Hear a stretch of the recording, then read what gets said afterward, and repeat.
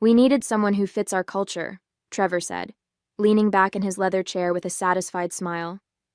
I'm sure you understand. I stared at him across the desk, the quarterly operations report I'd prepared still clutched in my hands. You're replacing me with Greg Wilson?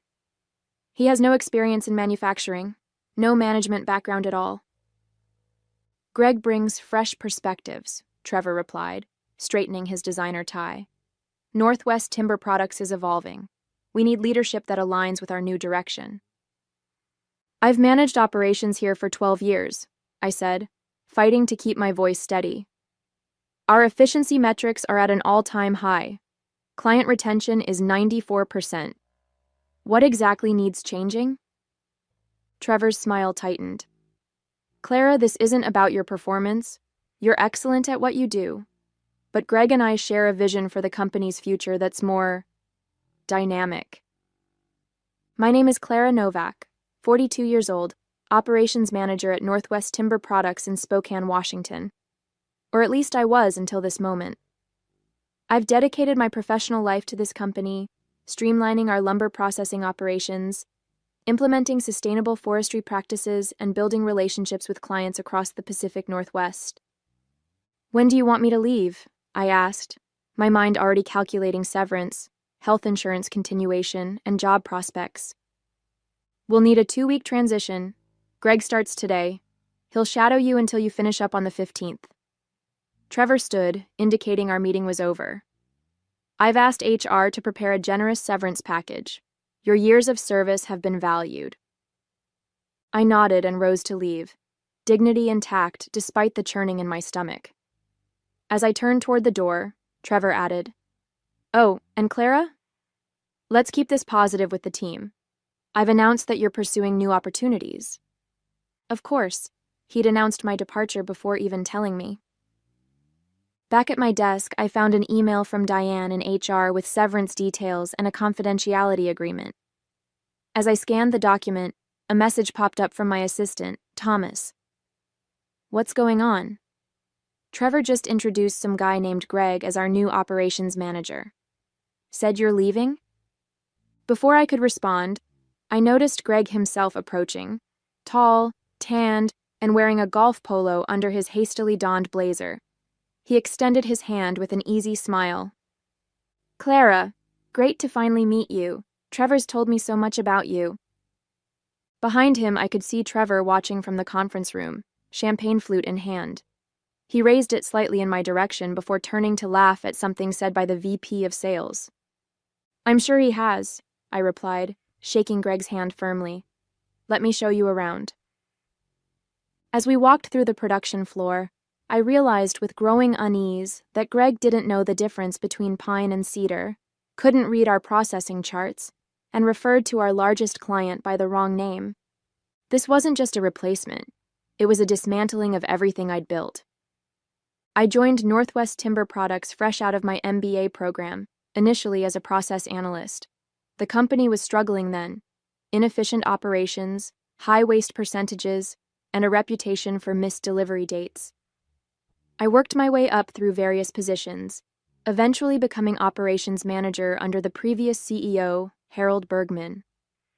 Harold recognized my talents for organization and problem solving. He mentored me, challenged me, and ultimately trusted me to revamp our entire production system. Together, we transformed Northwest from a struggling mid-sized lumber supplier into one of the most respected sustainable timber operations in the region. When Harold announced his retirement last year, the board conducted an external search for his replacement. They settled on Trevor Rhodes, who came from a larger competitor with promises to modernize and disrupt the traditional timber industry. I had reservations about his flashy style, but was determined to work collaboratively for the company's benefit. At first, Trevor seemed interested in understanding our operations. He scheduled lengthy meetings with each department head, asked thoughtful questions, and praised our efficiency metrics during his first board presentation. I began to think my concerns had been unfounded. Then small changes began. Trevor started bringing in consultants who knew nothing about timber, but spoke confidently about corporate culture and brand identity. He renovated the executive floor while postponing critical equipment upgrades I'd been requesting for months. He instituted mandatory team-building activities that pulled workers off the production floor during our busiest periods. Still, I adapted. I adjusted schedules to accommodate his new initiatives while maintaining productivity. I translated his buzzword-filled directives into actionable steps for my team. I defended these changes to skeptical employees who trusted my judgment. What I didn't know was that Trevor had been undermining me behind the scenes. I learned later that he'd been telling board members I was resistant to change and stuck in old methodologies. He'd started playing golf with several key board members and with Greg Wilson, a former college classmate with no experience in our industry. I maintained my professionalism, focusing on what I could control: operations, efficiency, client relationships. When our quarterly numbers showed record productivity despite the disruptions, I thought my position was secure. Results would speak for themselves. The week before my termination, I noticed Trevor and Greg having lunch in Trevor's office. They seemed to be reviewing documents, my operations reports, I assumed, as part of Trevor's ongoing department evaluations. I even prepared additional materials for them, wanting to ensure they understood our production processes fully. Harold called me that same week. He'd heard rumors about leadership changes from his old industry contacts. "Watch your back, Clara," he warned. "Trevor's been asking strange questions about the extent of your authority." I thanked him for the concern, but dismissed it as retired CEO paranoia. Harold was protective of the company, and of me. Surely Trevor wouldn't replace his most effective manager without cause. I was wrong. My first day of the transition was excruciating. Greg followed me everywhere, making notes on a leather-bound pad but asking no substantive questions. At our morning operations meeting, Trevor introduced Greg as the new visionary leader who'll take our processes to the next level. My team looked between us in confusion, their expressions ranging from shock to anger on my behalf. "I'll be available these next 2 weeks to ensure a smooth handover," I said, maintaining my composure. "Let's make sure our production targets don't slip during this transition." After the meeting, several team members stopped by my office privately to express their disbelief. Tomas, my assistant for 7 years, was particularly upset. "This is ridiculous," he fumed. "Greg asked me if lumber comes from pine trees or pine bushes. He literally doesn't know what wood is." "He'll learn," I said automatically, though I didn't believe it. By mid-afternoon, I was reviewing our inventory management system with Greg, explaining the custom software I'd helped develop to track materials from forest to finished product. "This seems unnecessarily complicated," Greg commented, suppressing a yawn. "At my last company, we used a simple Excel spreadsheet for everything." "What company was that?" I asked, genuinely curious since Trevor had been vague about Greg's background. "Oh, I managed my family's car wash business for a while," he replied casually. "Different industry, but business is business, right?" I stared at him, momentarily speechless. A car wash. He was replacing me with someone whose experience was running a car wash. That evening, as I was preparing to leave, I overheard Trevor and Greg laughing in the executive lounge. The door was partially open, and their voices carried clearly. "She's still explaining systems like I'm actually going to use them," Greg chuckled.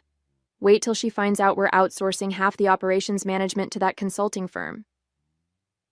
Trevor's response made my blood run cold. "The board doesn't know that part yet. Let's get Clara out the door first, then present the consultancy as a cost-saving measure. Between your salary and the consultants, we're still spending more, but the board only sees the headcount reduction." "And you're sure about my compensation package?" That signing bonus seemed almost too good to be true. Worth every penny to have someone who'll actually support my vision instead of questioning everything with her efficiency metrics and sustainable practices. I stepped away silently, my mind racing. This wasn't just about replacing me with a golf buddy. They were dismantling my entire department, potentially jeopardizing the operations I'd spent years perfecting. And they were misleading the board about the financial implications. Back in my office, I sat heavily in my chair, staring at the operations manual I'd been updating for Greg. 12 years of dedication reduced to a 2-week transition that was clearly just for show. My team would likely be next on the chopping block once the consultants identified redundancies. I felt a complex mix of emotions: anger, betrayal, concern for my team, worry for the company itself. Northwest wasn't just my employer, it had been my professional home. As I packed my bag to leave, I noticed the board meeting agenda for next month sitting in my inbox, sent to me by mistake, since I would no longer be employed when it occurred. I read it slowly, an idea beginning to form. Perhaps this transition wouldn't go exactly as Trevor planned. The next morning, I arrived early to find Diane from HR waiting by my office. "Clara, I need the signed severance agreement today," she said apologetically. "Trevor's asking for it." I had deliberately not signed the document yet, using the time to review my options. "I'm still consulting with my attorney," I explained. "The non-compete clause seems unusually restrictive." Diane lowered her voice. "Between us, I agree, but Trevor insists it's non-negotiable." "I understand. I'll have my decision by tomorrow." As Diane left, my desk phone rang.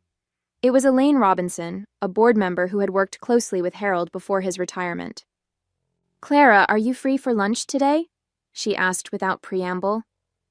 "I've just heard some disturbing news." Hope flickered briefly. Perhaps the board would intervene. "I can make time," I replied. We met at a small cafe well away from the office. Elaine, in her 60s with a no-nonsense demeanor that had made her successful in the timber industry, got straight to the point. "Trevor told the executive committee you requested to leave," she said, stirring her coffee. "Said you were burned out and recommended Greg as your replacement. Several of us were surprised, but he presented it as a done deal." "That's not what happened," I said, careful to state facts without emotional coloring. "He terminated my position and had already hired Greg before informing me." Elaine's expression hardened. "I suspected as much. Trevor's been making unilateral decisions despite board governance requirements. Unfortunately, he's convinced the board chair, James, that he needs operational freedom to modernize the company." "So there's nothing to be done?" "Not officially, not yet. James won't call a special meeting just for a personnel change, even at your level. Our next full board meeting isn't for 2 weeks. My shoulders slumped slightly. 2 weeks was after my last day. "However," Elaine continued, "I'd like to invite you to that meeting as my guest. It's unusual, but not unprecedented. You've presented to the board before, and I can request your attendance for questions on operations during the transition." "Trevor won't like that." "Trevor doesn't need to know until the day of the meeting," she replied with a hint of steel in her voice. "In the meantime, document everything, especially any plans that contradict what the board has approved." I left lunch feeling cautiously optimistic. If I could present the facts directly to the board, perhaps Trevor's plans would be scrutinized more carefully. That afternoon, I met with Trevor to discuss the transition timeline. I decided to test the waters. "I've been thinking about the severance agreement," I began. "I'm concerned about the non-compete restrictions." Trevor's smile didn't reach his eyes. "They're standard for executives. You know too much about our operations to allow you to work for competitors." "Then perhaps we should discuss an adjustment to the compensation, given the restrictions' impact on my employment prospects." His expression hardened. "The package is generous as is. If you're unhappy with it, we could revisit whether a severance is offered at all." The threat was clear. I nodded and retreated, deciding to sign the agreement while I considered my options. Later that day, I overheard Greg on a call in the conference room, door ajar. "The transition's going fine. She suspects nothing. Yes, the outsourcing proposal is ready. No, the board won't see the full cost implications until it's implemented." When he emerged, I was reviewing production reports at a nearby desk. He startled slightly upon seeing me. "How much did you hear?" he demanded, his friendly facade dropping momentarily. "Hear what?" I replied innocently. "I was just updating these reports for you." Greg seemed appeased but remained wary. That evening, I discovered my email access had been restricted in preparation for your departure, 2 weeks early. When I called IT, they confirmed the directive had come from Trevor directly. The message was clear. They didn't trust me with information, even during the transition period. Whatever Trevor and Greg were planning, they didn't want me to see it. I needed to find out what it was, and quickly. With my email access restricted, I had to get creative. I still had physical access to the building and my regular systems. They needed me to train Greg, after all. During our morning review of client accounts, I suggested we look at the upcoming contract renewals. We have Wilson Construction's renewal next month, I explained, pulling up the file. They've been with us for 8 years and account for 12% of our revenue. Greg shifted uncomfortably. Trevor mentioned Wilson. I think he's handling that personally. That's unusual. The operations team typically manages our major account renewals since we coordinate the production schedules, I said, watching his reaction carefully. New processes, Greg replied vaguely. Part of our modernization. Later, I casually asked Janice from accounting about the Wilson contract while we waited for coffee in the break room. Oh, didn't you hear? She whispered. Trevor's brother-in-law just became their new purchasing director. Trevor took him golfing last weekend. The pieces started coming together. I spent my lunch break in the company archives, reviewing board minutes from Trevor's hiring. His mandate had been clear. Maintain Northwest's industry-leading sustainable practices while improving profitability. Nothing about outsourcing operations or restructuring client relationships. That afternoon, I received a text from Harold. Heard Wilson Construction is getting a sweetheart deal from NW. Price point 15% below market. This true? If Trevor was slashing prices for his brother-in-law's company while cutting experienced staff, he wasn't just restructuring, he was potentially compromising the company's financial stability for personal connections. I needed proof, but with my email restricted, I couldn't access the new contract drafts. Then I remembered. Thomas still had full system access. I need to train Greg on the contract management system, I told Thomas.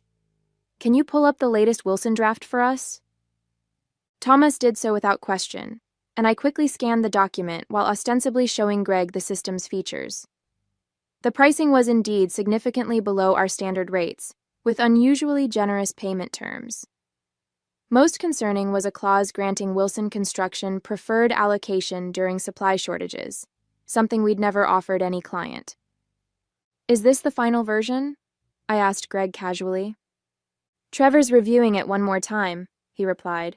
He's really focused on securing this renewal. I nodded, memorizing the key details before closing the file. Just wanted to show you where to find these in the system. That evening, I called Yvaleen. Trevor's giving preferential terms to his brother-in-law's company, I explained. Below market pricing and supply guarantees that could impact our other clients. Can you prove it? Yvaleen asked. I've seen the contract draft, but I don't have a copy. We need documentation, Clara. The board won't act on hearsay. I hesitated, then made a decision. I think there's more happening. The outsourcing plan Greg mentioned might connect to this. If Trevor's redirecting resources to favored clients while cutting internal expertise, it could compromise our operations and sustainability commitments, Yvaleen finished. The board would definitely need to review such fundamental changes. The next morning, Trevor called me into his office. His expression was cold. It's come to my attention that you've been accessing files outside your transition duties, he said without preamble. Given your reluctance to embrace these changes, we think it's best to end your employment immediately rather than continuing the 2-week transition. I felt surprisingly calm. On what grounds? We don't need grounds with at-will employment, as you know, but if you prefer, I can cite breach of confidentiality or failure to support company directives. I see. And the severance package? Still available, provided you sign today, with the addition of a non-disparagement clause. He slid a revised agreement across the desk. Otherwise, we'll terminate for cause, and you'll receive nothing. It was a calculated move designed to silence me before the board meeting. Trevor was clearly worried about what I might have discovered. I had a decision to make: sign and take the money or reject the agreement and lose my severance, but maintain my ability to speak freely to the board. What Trevor didn't know was that I had already made my choice. "I'll need time to review the new agreement," I said, taking the document without committing. "Today, Clara. I need your decision and signature today," Trevor insisted. I nodded noncommittally and returned to my office to find Greg already there, examining my files. "Just getting familiar with everything," he said without a hint of embarrassment. "Since it seems your departure might be accelerated." "Take whatever you need," I replied, beginning to pack my personal items. "Though you might want to actually read our sustainable forestry protocols before your meeting with the environmental compliance team this afternoon." Greg looked blank. "What meeting?" "It's on the operations calendar. Quarterly review of our sustainability metrics. The team will expect you to explain any variances in our replanting schedules or carbon offset calculations." Panic flashed across his face and he quickly left, presumably to find Trevor. I took advantage of his absence to call Thomas into my office. "I need your help," I said quietly. "But it could put you in an awkward position." Thomas didn't hesitate. "What do you need?" "Access to the shared drive for 1 hour, and copies of the consultant proposal Trevor's been developing." "The outsourcing plan?" "I can do better than that. I've been backing up all unusual document requests since you told me you were leaving." Thomas pulled a flash drive from his pocket. "Trevor had me print the proposal yesterday but didn't know I saved a copy. It's all here: the outsourcing details, the new pricing structures, everything." I stared at him in surprise. He shrugged. "You trained me to maintain records of all operational changes. This seemed important." I quickly reviewed the files. The outsourcing proposal was worse than I'd imagined. It would replace our experienced operations team with overseas consultants who had no background in timber or sustainability practices. The projected savings only appeared positive because they excluded transition costs and potential compliance issues. Most alarmingly, the proposal indicated implementation would begin immediately after my departure, without waiting for board approval. I also found the complete Wilson construction contract with Trevor's brother-in-law's name clearly indicated, plus similar preferential deals for 2 other companies connected to Trevor's personal network. "Thomas, if Trevor asks, you never gave me this." "Gave you what?" he replied with a wink. "I'm just helping you pack." By afternoon, I'd copied the essential documents and returned the flash drive to Thomas. I then called Yvaleen. "I have what we need," I told her. "But Trevor's trying to force me out immediately with a non-disparagement clause." "Don't sign anything," she advised. "I'll talk to James. This is exactly the kind of unilateral action the board needs to know about." An hour later, Trevor stormed into my office, face flushed with anger. "What did you say to Elaine Robinson?" "That you were asking me to sign a revised severance agreement," I replied calmly. "She just called James demanding a special executive committee meeting tomorrow about your termination." I kept my expression neutral. "That's her prerogative as a board member." Trevor leaned across my desk. "Sign the agreement now, Clara. Walk away with your severance and your reputation intact. Push this further, and I'll make sure everyone in the industry knows you were terminated for cause." It was a serious threat in our specialized field. I could sign and secure my financial cushion, or risk my professional reputation by fighting. "I'll have my answer for you tomorrow morning," I said, buying time. Trevor left unsatisfied, and I spent the evening preparing a detailed presentation of everything I'd discovered: the outsourcing plan, the preferential contracts, the misrepresentations to the board. I organized the documents chronologically, highlighting where Trevor's actions contradicted his board-approved mandate. By morning, I was ready. But when I arrived at the office, security stopped me at the entrance. "I'm sorry, Ms. Novak. Your access has been revoked." Trevor had made his move. Now I needed to make mine. "Ms. Novak?" I turned to find James Werner, the board chair, approaching the security desk. "Elaine mentioned you might have trouble accessing the building." He nodded to the guard. She's with me for the executive committee meeting. The guard looked uncertain but couldn't refuse the board chair. James escorted me to the executive floor, explaining in hushed tones that Trevor had called an emergency meeting of his own, apparently to formalize my termination before the committee could intervene. Fortunately, board governance supersedes executive authority in personnel matters involving department heads, James said. Yvaleen was quite insistent we review the situation properly. When we entered the boardroom, Trevor's confident expression faltered visibly. Greg sat beside him, looking uncomfortable as Yvaleen and two other committee members arranged their materials. "Clara," Trevor recovered quickly, "this is an executive meeting. I don't think—" "I invited her," James interrupted. "Given the serious concerns raised about operational changes, we need her expertise." "What concerns?" Trevor's voice was sharp. "I've simply made a standard personnel change to align with our modernization strategy." Yvaleen gestured to me. "Clara, please share what you've discovered." With calm precision, I presented the documents I'd prepared. I explained how the outsourcing plan contradicted our sustainability commitments. I highlighted the preferential contracts with Trevor's connections, displaying the pricing disparities alongside our standard terms. I showed how the consultant costs, when fully calculated, actually increased expenses rather than creating savings. Most importantly, I concluded, none of these fundamental operational changes were presented to the board for approval, despite governance requirements for strategies impacting our core business model and environmental commitments. Throughout my presentation, Trevor's expression shifted from dismissive to concerned to openly hostile. Greg stared at the table, avoiding eye contact with everyone. When I finished, James turned to Trevor. "Is this accurate? Are you implementing these changes without board approval?" "I was planning to present the complete strategy at the next regular meeting," Trevor claimed. "Clara's selectively sharing information out of context because she's disgruntled about being replaced." "The documents speak for themselves," I replied, sliding copies of Trevor's own signed directives across the table, "including your instruction to begin implementation before the next board meeting." James reviewed the papers, his expression growing increasingly grave. "Trevor, I think we need to continue this discussion privately with the committee. Clara, thank you for your thoroughness. Please wait outside." As I left the boardroom, Trevor's glare followed me. Whatever happened next was out of my hands, but I had done what was right for the company I had helped build. 3 hours later, James emerged from the boardroom and asked me to rejoin them. Trevor and Greg were notably absent.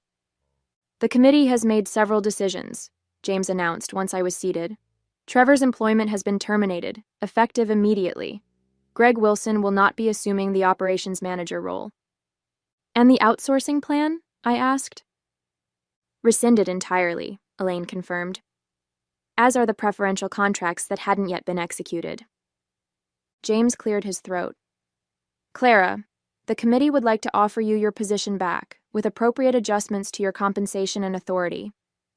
We recognize the value you bring to Northwest Timber Products and sincerely regret the disruption caused by Trevor's actions." I considered the offer carefully. Over the past 2 weeks, I had received inquiries from 2 of Northwest's competitors, including one that would mean a significant promotion. "I appreciate the offer," I said finally, "but I think it's time for me to explore new opportunities. I'd be willing to stay through a proper transition period, however, to stabilize operations and help you find a suitable replacement." James looked disappointed but nodded his understanding. "We'll develop appropriate terms for a consulting arrangement during the transition. Would 3 months be sufficient?" It was a generous offer that would give me time to properly consider my options. That would be acceptable. As the meeting concluded, Yvaleen walked me to the elevator. "Trevor didn't go quietly," she confided. "Threatened legal action, claimed you had violated confidentiality. James informed him that pursuing such claims would trigger a comprehensive audit of his decisions since joining Northwest." I smiled slightly. "And Greg?" "Left immediately after Trevor was escorted out. Apparently, running a car wash didn't prepare him for this level of corporate governance."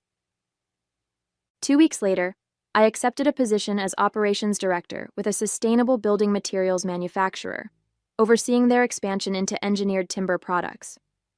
Several of my team members eventually joined me there. Northwest Timber Products continues operations with renewed commitment to the sustainable practices I helped establish. I still consult with them occasionally, proof that doing what's right can lead to unexpected new beginnings. Sometimes the most powerful statement isn't what you say when you're shown the door, but what you do after you walk through it.